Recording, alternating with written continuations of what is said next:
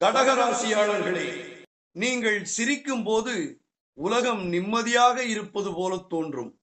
நீங்கள் தனியாக இருக்கும்போது எத்தனை முறை அமைதியாக அழுதீர்கள்? யாருக்கும் தெரியாமல் தலையணையில் முகம் புதைத்து, ஏன் என் வாழ்க்கை இப்படி என்று கேட்ட இரவுகள்.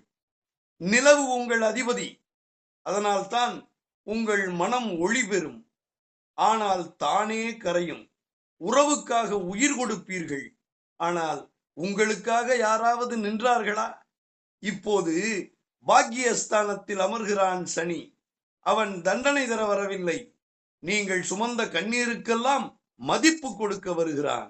உங்களை சோதிக்க அல்ல, உங்களை நிலையான பாக்கியசாலியாக மாற்ற. இந்த முறை உங்கள் கண்ணீர் வீணாகாது. ஆம், 9ஆம் இட சனி கடகராசியின் விதியை மாற்றி எழுதப் போகிறார்.